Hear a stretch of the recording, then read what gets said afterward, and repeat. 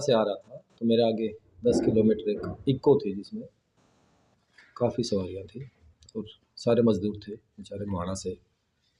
एक special load करके आ रहे थे गेहूँ की, तो वो वहाँ रोंग साइड से कोई व्हीकल सामने उनको मार गया था। तो उनको मैं जब हॉस्पिटल लाया तो मैं अपने सरकारी अस्पताल की, मैं कई बार पहले इनकी सेवाओं की बड़ाई कर चुका हूँ। कल मुझे दिल दुखिया तो मुझसे रहा नहीं गया। आज मैं एक प्रेस कॉन्फ्रेंस के माध्यम से वो पीड़ा भी व्यक्त करें और वो सुधार की एक कोशिश भी करें। स्पीकर महोदय, प्रशासन, सरकार और स्वास्थ्य मंत्री तक वो बात पहुँचाएँ। लगभग 7-8 आदमी घायल थे, 2-3 तो ज़्यादा गंभीर रूप से घायल थे।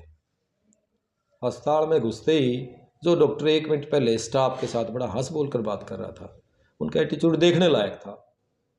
काफ़ी मान मनोबल आग्रह के बाद हमने कहा भाई कम से कम आप फर्स्ट एड करो। उन्होंने पहली वर्ड थी, वे सारे रोहतक के मरीज हैं, रोहतक रेफर होंगे। जो ठप्पा हमारे ऊपर वर्षों से लगा हुआ था, मैं सोचता था महा पिछली कुछ सालों में वो ठप्पा दूर हो गया है, लेकिन कल वो ठप्पा बिल्कुल पूर्णतया वो ठप्पा एज इट इज़ खड़ा पाया। बोले सारे रोहतक जाएंगे और मेरा दावा भी है, मैं आज सुबह भी उस मरीज से मिल के आया हूँ क्योंकि मेट्रो में हमने उनके आयुष्मान कार्ड देखकर उनको एडमिट करा दिया। उसमें केवल 6 ग्राम खून बचा था, उसमें 2 थैली रात को खून चढ़ाना पड़ा।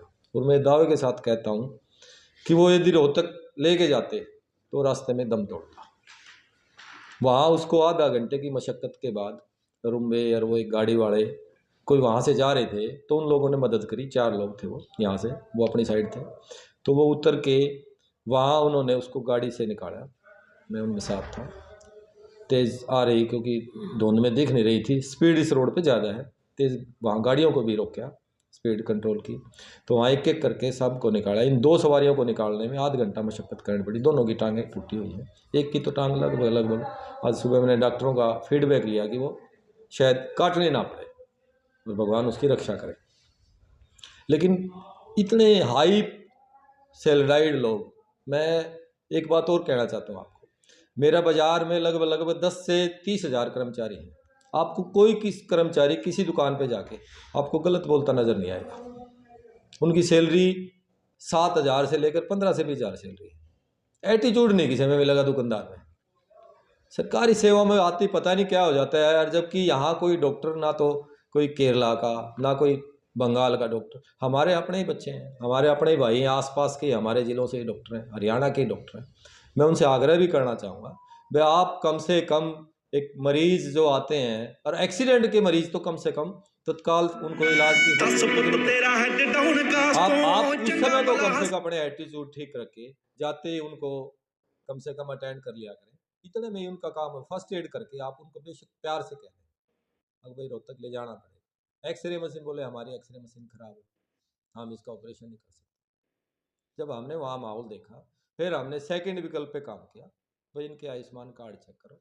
साथियों ने उनके आयुष्मान कार्ड मंगवा के कार्ड चेक किए, कार्ड उनके थे। ये भगवान का शुक्र है, और शुक्र है कि आयुष्मान एक योजना है, एक लोगों के, आम मजदूरों के लिए, गरीबों के लिए आयुष्मान कल हमें पता लगा, क्योंकि हमें इस बात की अब तक ज़रूरत नहीं समझी, भगवान की दया से उसकी भी कभी ज़रूरत नहीं, लेकिन कल उसकी अहमियत का पता लगा कि प्राइवेट अस्पताल वालों ने हाथों हाथ उनका इलाज शुरू कर दिया और उनकी जान बच गई। लेकिन दिल दुखा और एक सामाजिक कार्यकर्ता होने के नाते ये सुधार का भी प्रयास रहता है। आपके माध्यम से ये शिकायत भी है डिप्टी स्पीकर महोदय से, स्वास्थ्य मंत्री से और विशेष रूप से जिला उपायुक्त महोदय से कि इस तरह के लोगों को कम से कम उनको एहसास तो हो अपनी जिम्मेवारियों का, या फिर उनसे पूछ लें भाई आप नाइट ड्यूटी नहीं कर सकते, आप इमरजेंसी सेवाएं ना कीजिए, आप अपने काम कर लीजिए। इमरजेंसी सेवाओं में तो कम से कम ऐसे डॉक्टर लगाए जाएं जो मानवता के प्रति सोच लें, लोगों से उनको पब्लिक डीलिंग आती हो। डिप्टी स्पीकर महोदय ने फ़ोन किया डॉक्टर पाले राम जी के पास, डॉक्टर पाले राम जी का फ़ोन मेरे पास आया, उन्होंने फ़ोन पे बात नहीं की उस डॉक्टर ने। डॉक्टर पाले राम जी ने नाम पूछ के बताया, भाई नाम पूछ के बता दो मैं उसको सीधा कहूँगा, तब जाके उसने इलाज शुरू किया। इस तरह की घटना बड़ी ये चिंतनीय घटना है। और आज के दिन जहाँ हम हरियाणा आज पूरे देश में सबसे आगे हर चीज़ में हम देख रहे हैं, खेलों में भी, सड़कों में भी जा रहा है। तो ऐसी स्थिति में एक दुर्घटना में घायल हुए गंभीर मरीजों के साथ ऐसा व्यवहार ये निंदनीय है और इसकी जितनी निंदा की जाए वो कम है। आपके माध्यम से मैं सरकार से एक आग्रह और करूँगा, हमारे यहाँ मेडिकल कॉलेज जल्द शुरू हो रहा है, तो इस घटना के बाद एक बात तय होगी कि हमें ट्रामा सेंटर की विशेष ज़रूरत है। इसमें ही ट्रामा सेंटर बनाया जाए ताकि दुर्घटना में घायल मरीजों को तत्काल इलाज मिल सके। प्राइवेट अस्पतालों से एक आग्रह है कि इस जो आयुष्मान में जो सरकार के और आपके बीच जो गैप आ रहे हैं, कई बार हम सुनते हैं, उसमें थोड़ा सा वो ज़्यादा जिम्मेवारी दिखाएं। सरकार से भी हम आग्रह करते हैं कि आयुष्मान कार्ड का जो आपने एक अच्छा आम आदमी के लिए अच्छी योजना शुरू की है उसे और ज़्यादा बढ़ाएं, उसके लाभार्थियों को बढ़ाएं ताकि ज़रूरतमंदों को उसका लाभ मिल सके। रात मैं उनको लाया, कोई बहुत बड़ी बात नहीं की है, ये आम सी घटना है। यदि वो वहाँ पड़े रहते तो रात को वो मरते 3-4 जने, और मैं उनको नहीं लाया, वो गाड़ी मेरे पास से निकली तो उनकी जगह मैं भी हो सकता था। फिर मैं इंतजार करता कोई भाई आए और मुझे उठा के ले जाए। बहुत से लोग इसको बड़ा अच्छी मानते हैं। कल ही एक वीडियो आ रही थी कि लोग कैमरा उठा के वीडियो बनाते रहे। सौभाग्य से वहाँ एक भी वीडियो बनाने वाला व्यक्ति नहीं था, वो सारे काम करने वाले व्यक्ति थे, इसलिए ये लोग यहाँ तक पहुँच पाए। मैंने कुछ अपने साथियों को एडवांस में फ़ोन किया, वो वहाँ खड़े मिले, उनको उतारते तत्काल उतार दिया। और वो विधायक के गाँव के थे, कैसूण गाँव के थे, उचाणा विधायक के गाँव थे, उनका ही बाद में फ़ोन आया वहाँ हॉस्पिटल में। तो साथियों, आपके माध्यम से एक और मैं समाज से आग्रह करना चाहता हूँ कि अब हॉस्पिटल में आपसे कोई पूछताछ नहीं की जाती कि आप किस मरीज को लाए हो, किस स्थिति में लाए हो। आप किसी को उठाने में परहेज ना करो, परिस्थिति दिवस आप जरूर उसको उठा के लाओ, और धुंध में आप सावधानी से गाड़ी चलाओ। सड़कें ये इतनी सड़कें हैं, अच्छी सड़कें हैं कि 120 पे तुरंत गाड़ी भागती है। तो यहाँ तब तक ये सड़क प्रॉपर शुरू नहीं होती, रोंग साइड में भी व्हीकल काफ़ी आ रहे हैं, तो 80 से ऊपर ना चलाया जाए, ये आपसे आग्रह है। जहाँ ड्राइवर, ये क्यों होता है चिड़चिड़ापन, ड्राइवर खुली सड़क देखते भागता क्यों है? क्योंकि शहरों में हमारी सड़कें गाड़ी चलाने लायक रही नहीं। आप शहर में आप जेल के पास से शहर में घुस जाओ, जेल के पास से कि पिंडारा बस स्टैंड के पास से, वहाँ से ही दुकानदारों ने बोर्ड बाहर रख लिए हैं, उसके बाद अपना सामान रख लिया है। कोई सड़क ऐसी छोड़ी नहीं कि हम थोड़ी सी ठीक स्मूथ उस पर गाड़ी चला सकें।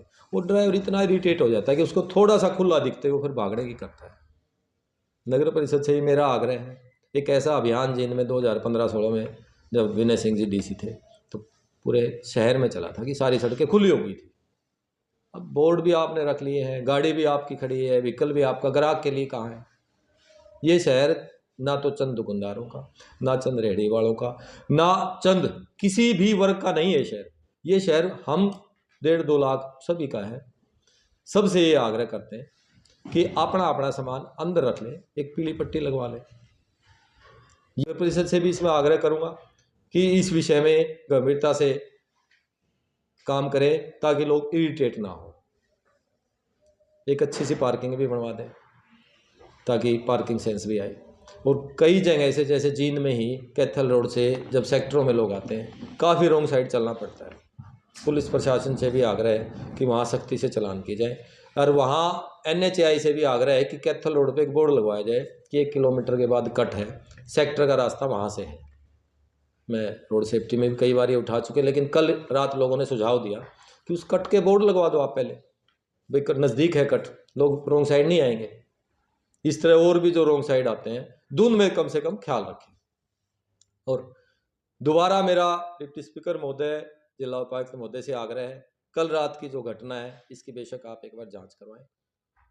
मैं नहीं कहता उस डॉक्टर को, क्योंकि डॉक्टर यहाँ पहले ही कम आते हैं, लेकिन उनकी कम से कम एक क्लास तो उनकी ली जाए, वे आप इस तरह से गैर जिम्मेवारी से पेश न आए और उसमें कुछ वो सुधार कर पाए। आज भी बिल्कुल सच्चाई बात है। हमारे जब तेजी से बढ़ते हमारे इस हरियाणा के लिए ये छोटे छोटे दाग हैं, और किसी की जान से ज़्यादा कोई कीमती नहीं हो सकती।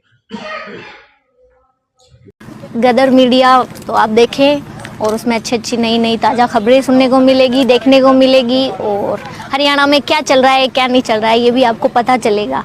और चैनल को लाइक करें, सब्सक्राइब करें और शेयर करें। थैंक यू, धन्यवाद।